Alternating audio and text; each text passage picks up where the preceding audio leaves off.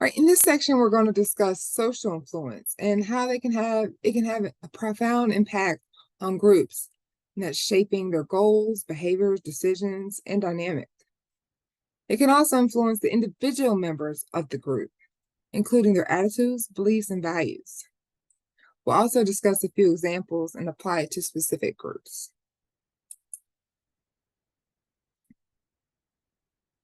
So let's look at one way that groups are impacted by social influence.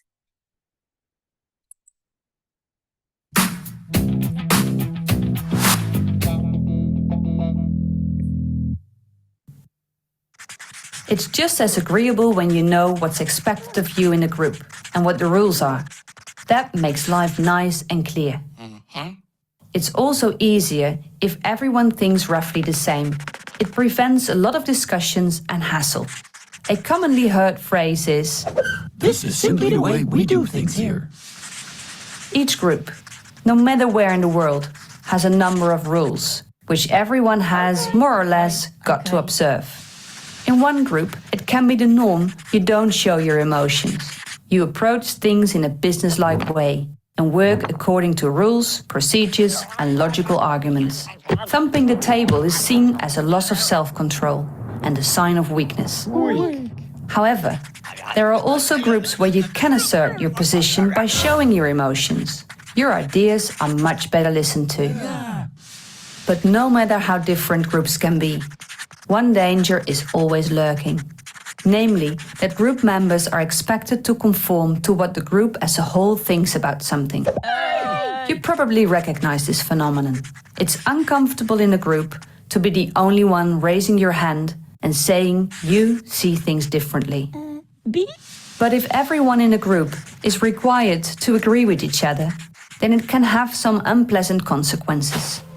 It may be that such a group will refuse to see other points of view, and as it were become entrenched in its own correctness. We call that phenomenon groupthink. It's then more important for you to adapt to the norm than voice your opinion. And in fact, in that way the whole purpose of the group is undermined.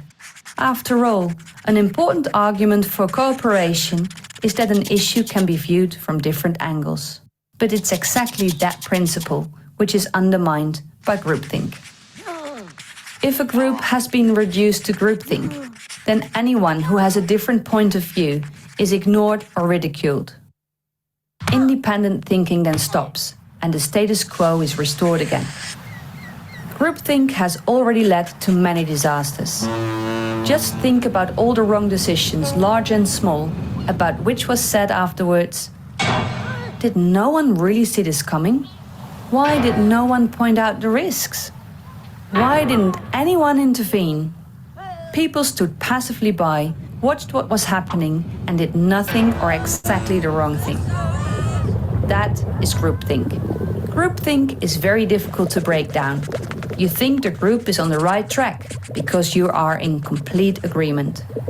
Therefore, your conclusions must be correct.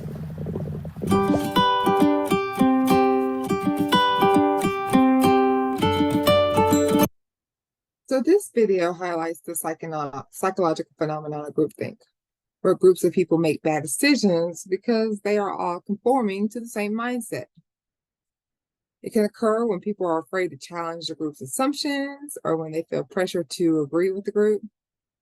And motivations tend to include the desire to be liked and accepted, to avoid conflict, and then to be, consistent.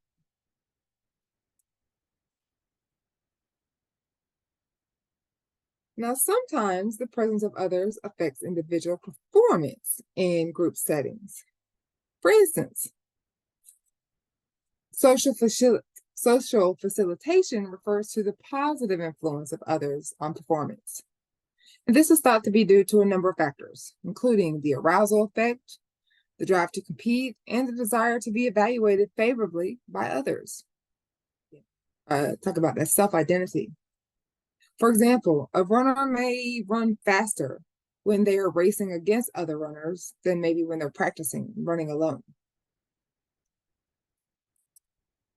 Social loafing is the opposite, and this is the tendency for people to put in less effort when they're working on a task as part of a group than when they're working on a task alone.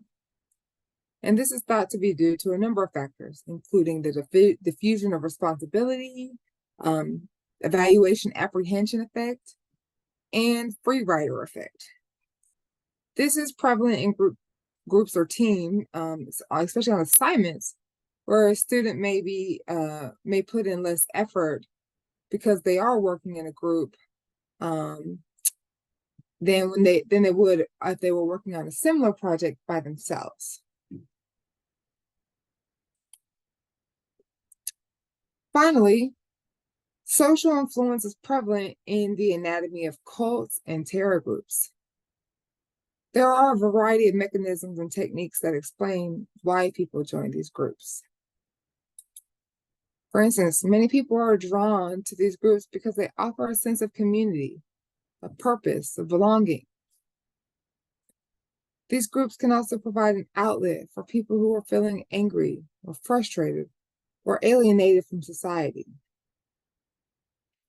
In essence, people who join these types of groups tend to be under stress, unhappy, unassertive in their own life, or gullible.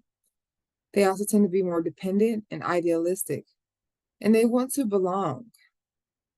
And as it stands, research shows that young people are also much more likelier to join groups like this than older people are. And so this wraps up our section on social influence and how applying these various concepts of conformity, compliance, and obedience to human behavior and how it impacts individuals and groups.